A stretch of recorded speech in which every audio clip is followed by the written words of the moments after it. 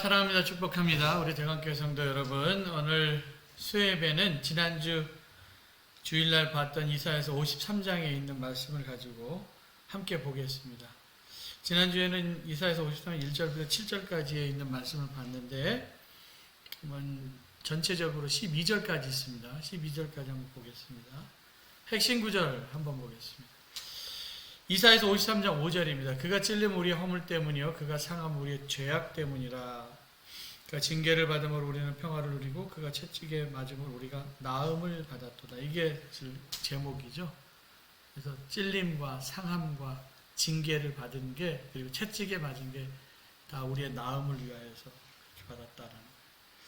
이사야서 53장 1절부터 12절까지 있는데 본문을 한번 질문과 대답을 함께 살펴보겠습니다. 첫 번째 질문, 메시아는 어떤 모습으로 올 것으로 사람들은 기대했었는가? 그런데 이사야 선지자는 사람들의 예측과는 다르게 고난받는 메시아로, 고난받는 종으로 오실 것을 말씀하고 있습니다. 어떤 모습으로 오신다고 말씀하고 있는가? 1절, 2절 보겠습니다. 우리가 전한 것을 누가 믿었느냐? 여호와의 팔이 누구에게 나타났느냐? 이건 믿지 못하겠다는 거예요. 어떻게 이럴 수가 있느냐 하면서. 그는 주 앞에서 자라나기를 연한 순 같고 마른 땅에서 나온 뿌리 같고 고운 모양도 없고 풍채도 없고 흠모할 만한 아름다운 것도 없도다.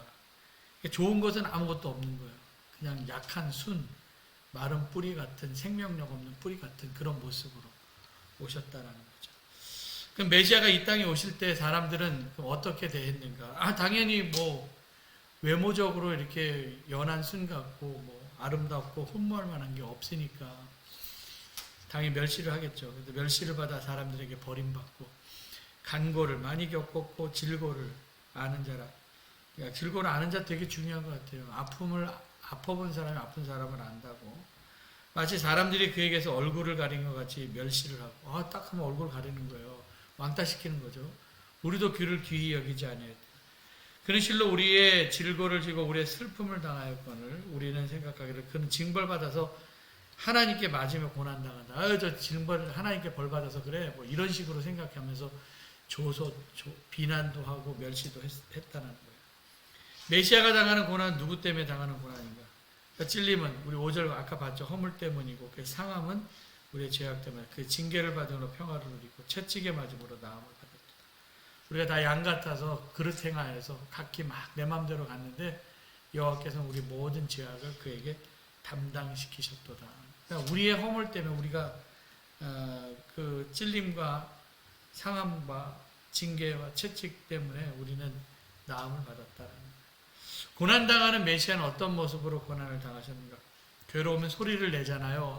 괴로워 힘들어 죽겠어 그런데 근데 고난당하는 메시아는 괴로울 때도 입을 열지 아니하였고 마치 도수장으로 끌려가는 어린 양과 털 깎는 자 앞에서 잠잠한 양같이 그의 입을 열지 아니하였다.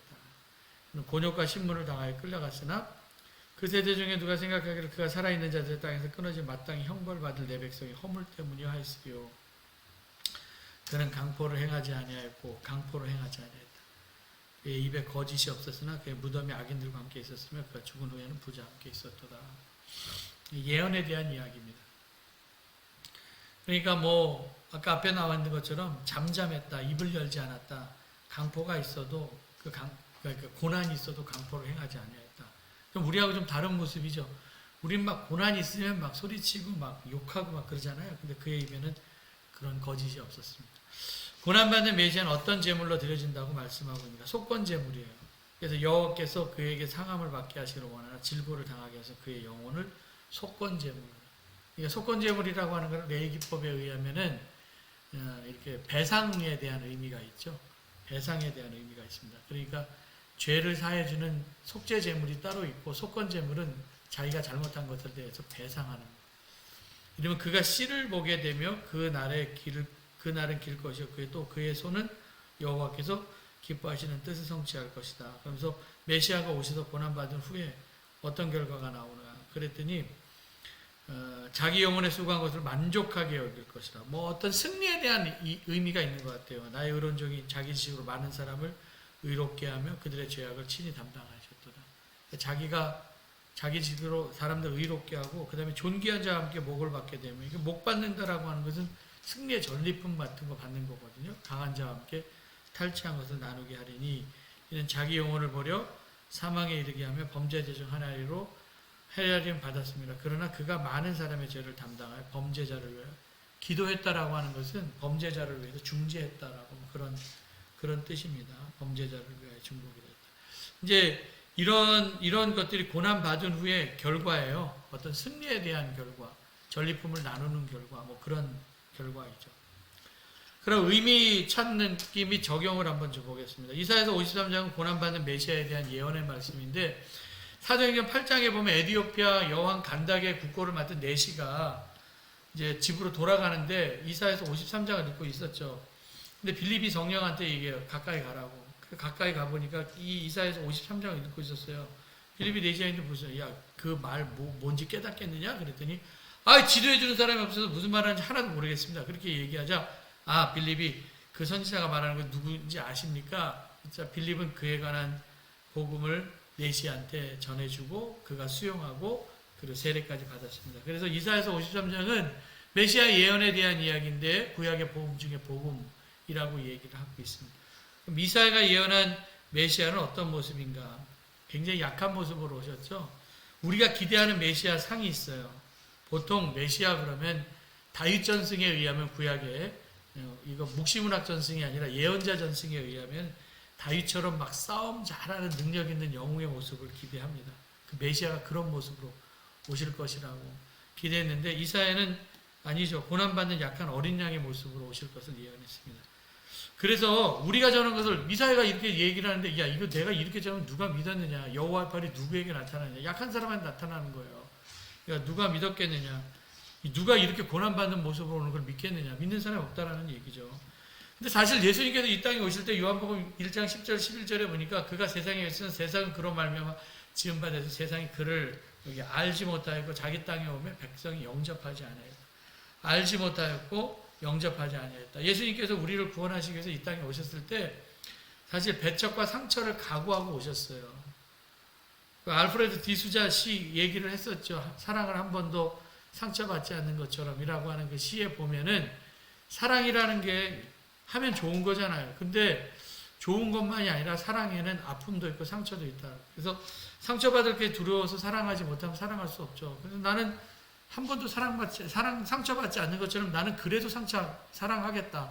그냥 내가 상처가 있고 아픔이 있고 또 배척을 하지만 그래도 나는 사랑하겠다라는 거예요. 그래서 예수님께서 이 땅에 세상을 하나님께서 보내실 때에도 하나님의 구원의 능력은 이렇게 상처받고 아픔이 있지만 그래도 이 세상을 사랑해서 구원자를 보내셨다라는 거예요. 그래서 구원의 능력은 고난받는 종에게서 구원의 능력이 나타났습니다. 이사야서 53장 2절에 보니까 그는 주 앞에서 자라는 길 연한 순 같고 마른 땅에서 나온 뿌리 같아서 고운 모양도 없고 풍채도 없은즉 우리가 보기에 흠모할 만한 아름다운 것이 없도다. 여기 다 이렇게 나와 있어요. 뭐도 없고 또 여기도 없고 없도다 이런 다 얘기. 모양 고운 모양도 없고 풍채도 없고 그러니까 외모적으로 봤을 때는 굉장히 약하다라는 거죠. 연한 순이나 마른 땅 간신히 나온 뿌리 아닙니까? 생명력도 없어 보이죠.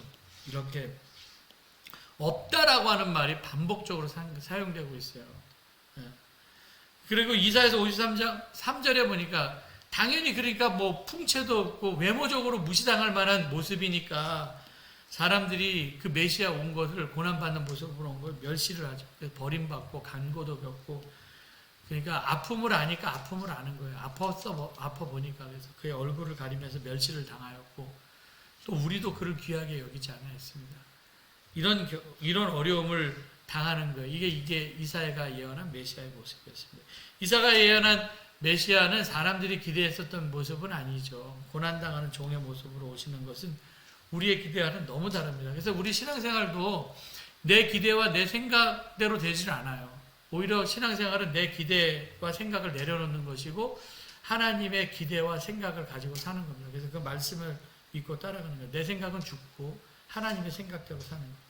모세가 출애굽할 때 홍해 바닷길로 갔을 때 얼마나 원망을 했습니까? 우리를 여기서 죽게 하게 하려고 했느냐 원망하죠. 그러니까 우리의 기대는 어디야? 좋은 땅으로 잘 가기를 원했지만 바닷길로 인도했었으니까 근데 하나님의 기대는 뭐냐? 바다에 길 내시는 거예요.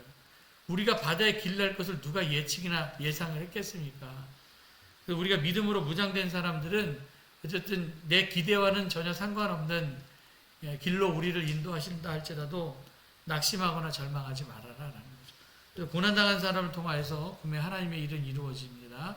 갑이 을을 구하는 거 아니에요. 갑은 갑질만 하죠. 절대로 을을 구하지 못하고 을의 상황도 이해하지 못합니다. 그래서 아픈 사람이 아픈 사람을 구하는 거예요.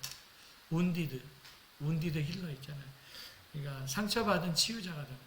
그래서 이유 없는 고난이 있고 몸에 육체적인 질병이 있고 하루하루 사는 것이 너무 힘들어서 그냥 가만히 있어도 눈물만 흐를 때 그 자신이 고난받는 그 고난 때문에 더 하나님을 의지하고 그 아픔을 통하여서 아픈 사람도 이해하고 하나님의 일을 이해하는 거예요. 이런 아픔을 가진 사람을 통하여서 사실 공동체가 살아나는 거죠. 그래서 하나님은 강한 자는 진짜 약한 자 이해 못합니다. 약한 자, 그래서 강한 자를 사용하는 게 아니라 오히려 광야의 과정을 통한 약한 자를 사용하시죠. 그래서 우리가 자랑할 것은 사실 아무것도 없어요. 왜? 나처럼 약한 자를 통하여 사용하시니까. 강함이 자랑이 돼서는 안 됩니다. 고린도서 1장에서도 보니까 하나님께서 그럼 어떤 사람을 부르셨냐 그랬더니 형제들아 너희를 부르시면 육체에 따라 지혜 있는 자가 많지 않냐고 능한 자가 많지 않냐고 문벌은 좋은 자가 많지 않냐. 그러니까 지혜도 없고 능하지도 않고 문벌도 별로 좋지 않은 사람이에요. 이런 사람 하나님께서 택한 거예요. 부르심을 어떤 사람을 부르셨느냐라는 거죠. 튼튼하고 건강하고 힘 있는 사람, 많이 배운 사람 이런 사람이 아니라 약한 사람을 부르셨다. 그러니까 우리의 강함을 자랑하지 말아라. 성경에 보면 이런 것들 자랑하지 말라고 그랬어요. 육체 자랑하지 말아라. 지금 이거 잠언 31장 3절에 보니까 30절 고운 것도 거짓되고 아름다운 것도 때나 오직 여호와를 경외하는 자는 여자는 칭찬을 받을 것이라. 안개처럼 잠깐 있다가 없어지는 육체 너무 자랑하지 마십시오. 재물도 마찬가지예요. 누가복음 12장에 어리석은 부자가 재산 많이 있는 것을 보고 이제 창고를 지어놓고 야 여기다 물건 쌓아놓고 내가 이제 평온히 먹고 마시고 즐거워하자 하면서 영원히 살 줄 알았는데 그날 밤에 그 영혼을 데리고 간다면 아니 그거 누가 먹겠습니까? 그거 누가 사용하겠습니까? 지금 하나님께서 나에게 주신 것이 있으면 그냥 감사하면서 잘 사용해야 돼요. 자랑하면 하나님께서 다 거두어 가십니다.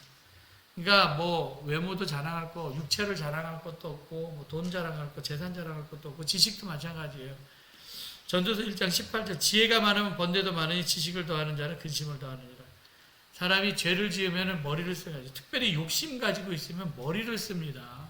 욕심이 없으면 머리 쓸 일이 없어요.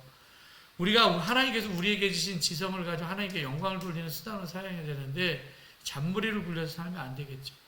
사실 우리가 갖고 있는 모든 지식과 지혜는 과거에 대한 것들을 공부하는 거예요. 과거에 관한 공부지 우리가 갖고 있는 지혜를 가지고 사실 30분, 1시간 앞도 못 보는 거거든요. 내 머리로 내일 일이 어떻게 일어날지 우리는 알 수 없습니다. 그래서 성도는 지식 자랑하면 안 되고 잔머리 굴려서 살아도 안 됩니다. 권세도 마찬가지예요. 어떤 힘이 있습니다. 힘이 있다고 그 힘 가지고 자랑하지 말라는 거예요. 흙 불면 금방 날아가요. 그래서 우리가 좀 지혜가 부족하고 힘도 부족하고 내 문벌도 좀 부족하고 집안 사정도 별로 안 좋고 내 좀 미련하고 약해도 하나님께서는 이런 세상의 좋은 조건들을 따지지 아니하고 우리를 택하여서 자녀 삼아 주셨습니다. 그래서 예수 믿는 사람들은 이 땅에서 오래 사는 것이 목적이 아니죠. 길게 사는 게 목적이 아니라 인생은 무게로 사야 된다고 그랬잖아요. 그래서 우리는 이 땅이 목적이 아니라 천국에서 사는 것이 목적입니다. 하나님께서 우리에게 건강도 주시고 지식도 주시고 무슨 어떤 은사를 주셨으면은 그 은사를 가지고 주님 뜻대로 충성을 다하며 살다가 가는 게 정말 잘 살다 가는 겁니다. 그래서 내게 주신 사명이 있고 내게 주신 일이 있습니다. 예수님께서 십자가를 지고 십자가를 지고 하나님의 뜻을 이루며 하나님께 영광 돌리는 삶을 살 때 우리 그렇게 살아야 된다는 거예요. 우리가 나음을 받았도다. 메시아가 오셔서 고난당하는 우리 대신에 징계를 대신 받으셨죠. 그래서 50장 4절에 보니까 우리의 질고를 지고 우리의 슬픔을 당하였거든요. 우리는 생각해, 야, 저 사람 징벌 받아서 그래. 근데 그게 아니에요. 우리가 찔리면 그가 찔리면 우리의 허물 때문이고, 그의 상함은 우리의 죄악 때문이고, 그 징계를 받으면 우리가 평화를 누리고, 채찍에 맞음으로 우리가 나음을 받았다. 그래서 찔림, 뭐 상함, 뭐 이런 것들이 있어요. 이런 것들이 있는데, 이런 것들은 다 우리의 죄악 그리고 평화를 위하여서 우리의 나음을 위하여서 대신 받으셨습니다. 우리를 대신해서 찔리시고 대신해서 맞으시고 대신해서 육체적인 고통을 당하셨습니다. 우리 죄를 대신해서 죽으신 예수님 생각하면서 좀 힘들더라도 흔들리지 말고 굳건하게 살아가시길 바랍니다. 이사야서 53장 7절 8절 그가 곤욕당할 때 괴로울 때 그의 입을 열지 아니하였고 마치 도수장으로 끌려가는 어린 양같이 털 깎는 자 앞에서 잠잠한 양같이 입을 열지 아니하였다. 입을 열지 아니하였다. 입을 열지 아니하였다. 고난과 곤욕과 신문당에서도 그는 누가 생각하기를 야 살아있는 자들의 땅에서 끊어지 마땅히 형벌받을 내 백성이 허물 때문에 하였으리요. 이런 말씀이 이렇게 나와 있거든요. 저는 이거죠. 곤욕당할 때 입 열지 않았다는 거. 우리는 힘들고 어려운 일 당하면 막 소리치죠. 설익은 내 인격 때문에. 내가 심판자가 됩니다. 설익은 신앙은요. 사람들에게 상처를 줘요. 큰 소리 내서 입을 열지 입을 다물지 못하는 거예요. 숙성되지 못해서 그래요. 혼란을 일으킨 사람이에요. 말도 독선이 되면 안 됩니다. 그래서 십자가 앞으로 나가서 내가 먼저 죽어야 되고 십자가는 나의 변화부터 시작된다. 나로부터 변화되리. 베드로전서 2장 19절 부당하게 고난을 받아도 하나님을 생각함으로 슬픔을 참으면 아름다우나 죄가 있어 매를 받고 참으면 무슨 칭찬이 있으리요. 그러나 선을 행함으로 고난을 받고 참으면 이는 하나님 앞에서 아름다우니. 베드로가 생각하는 아름다움은 어떤 거냐? 부당한 고난을 받아서 하나님 앞에서 슬픔을 참으면 그것만큼 아름다운 것은 없다. 우리가 선한 일을 해도 사람들한테 욕먹습니다. 욕먹는데 그 참을 때 아름다운 거예요. 싸울 때가 아니라.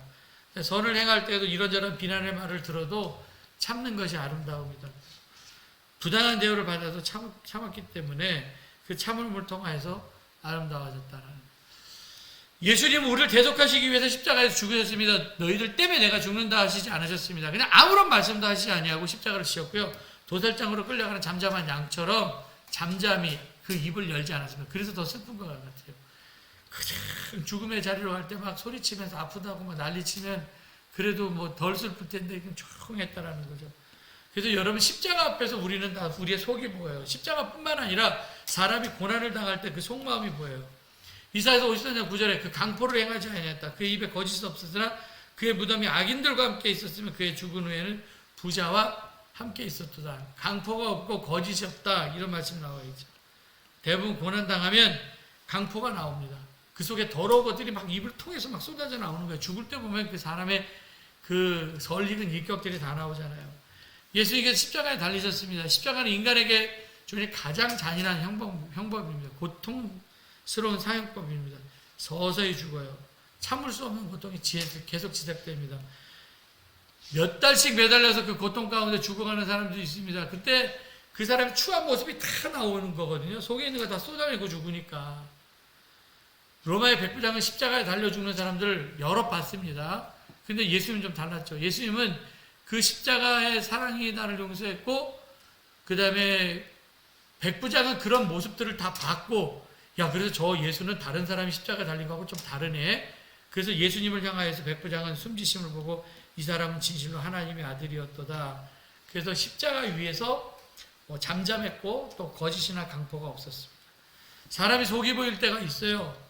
분노했을 때도 자기 속 보이고요. 아무도 보지 않을 때. 근데 진짜는 아무도 안 볼 때의 모습이 자기의 진짜 모습이에요. 뒤에 무대가 얘기했죠. 아무도 보지 않을 때 당신이 누구인가. 사람 혼자 있을 때 그 사람의 행동이 그 사람의 진짜 모습이다. 그 사람의 행동이 그 사람의 진짜 모습이다.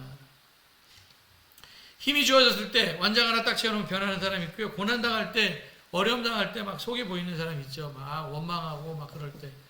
더러운 것들이 다 나오죠. 그런데 고난당할 때 강포가 없었고 거짓이 없었으며 하나님은 십자가의 고난을 통해서 내면이 변화된 것이다. 여러분, 그래서 이렇게 이제 분이 났을 때나 뭐 이렇게 완장 지어졌을 때, 힘 주어졌을 때나 뭐 고난당할 때는 속이 보이거든요.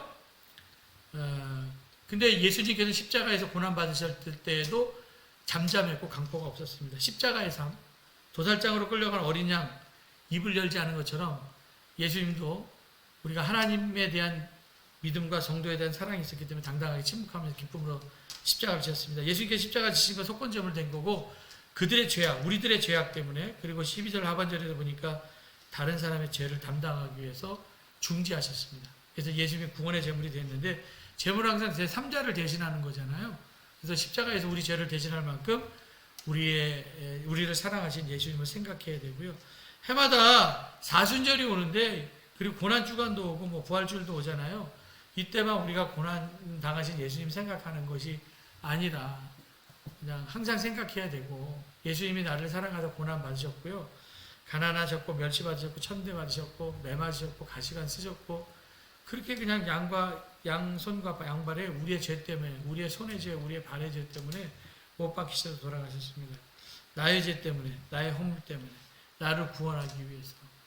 그래서 하나님의 자녀가 되기 위해서는 우리 예수님이 그렇게 고난을 당하셨는데, 이게 생각하면 생각할수록 감사해서 눈물이 나는 것이죠. 그래서 우리도 이런 구원의 감격이 있다고 한다면 주변의 사람에게 전해야 됩니다. 믿지 않는 사람이 지옥에 가는 거는 내가 전하지 않아서 그런 거예요. 그러니까 누구의 책임이에요? 전하지 않는 사람의 책임이죠. 그래서 모든 인류에게 주시는 죄악의 백신이 십자가에서 예수님의 죽으심이 백신입니다. 그래서 그들을 듣지 못해서 지옥에 간다면 억울한 일인 거죠. 우리가 전도하지 않은 이유는 두 가지예요. 복음을 믿지 않거나 아니면 지극히 이기적인 믿음 때문에 나만 혼자 믿고 천국 가야지, 이거 다 문제예요. 안 믿는 것도 문제고 이기적인 믿음도 문제이고. 나 혼자 천국 갈 것입니까? 아니죠. 우리는 다 하나님의 십자가 앞에 서 있는 사람들이고 전도 특공대다, 그렇게 생각을 해야 돼요. 그래서 십자가를 깨달으면 전도하지 않을 수 없습니다. 뭐 좋은 거 하나만 우리가 발견해도 소리 지르면서 좋다고 사람들한테 가고 막 자랑을 하고 그러는데, 이건 생명이고 지옥에서 천국으로 옮겨졌는데 어떻게 우리가 침묵할 수가 있겠습니까? 막 나가 소리쳐야지. 그래서 성도가 침묵하면 이 땅에 생명을 심지 못합니다. 우리 친척들, 친구들에게 외쳐야지. 각자가 가는 곳마다 생명의 복음이 전해져야 된다는 거예요. 그런 마지막 결론 부분으로 생각하게 할 텐데, 메시아의 모습, 처음에 우리가 메시아의 모습 보면 너무 초라하죠. 우리가 기대하는 건 멋있는 모습이 아니었습니다. 고난받는 종의 모습이었습니다. 근데 우리의 기대, 우리의 예측 그만하고 말씀 듣고 순종하시기 바랍니다. 우리가 시끄럽게 떠드는 이유가 뭐냐 그랬더니 믿음도 사랑 없기 때문에, 사랑이 떠나서 시끄럽게 떠드는 거예요. 예수님 십자가를 지신 것은 우리의 죄를 대신해서 찔리시고 채찍 맞으시고 고난당하셨습니다. 예수님께 십자가 달려 돌아가셔서 오늘 제목처럼 우리가 나음받는 겁니다. 이제는 그릇된 길로 돌아가서 하나님 아무 말씀 없이 침묵하면서 십자가를 지신 예수님을 따라서 우리도 우리의 십자가를 져야 되고, 이 땅에 아직 하나님의 그 크신 사랑을 모르는 사람에게 생명의 복음을 전하는 우리가 되어야 됩니다. 오늘 말씀 통해서 예수님이 우리의 죄를 대신해서 지신 십자가를 생각하면서 우리도 어려운 일 피하여 지나가지 말고 함께 자기 십자가를 지고 새롭게 결단하는 우리 모두가 되기를 주님의 이름 간절히 기도드립니다. 기도하겠습니다. 사랑과 은혜가 많으신 아버지 하나님 감사합니다. 주님의 귀한 은혜와 사랑 가운데 오늘도 함께 하나님 말씀을 들었습니다. 고난받는 종의 모습을 통하여서 우리도 조금 힘들고 어려움을 당한다 할지라도 예수님처럼 살아가게 하여 주시옵소서. 이 모든 말씀 예수님의 이름으로 기도드렸습니다. 아멘.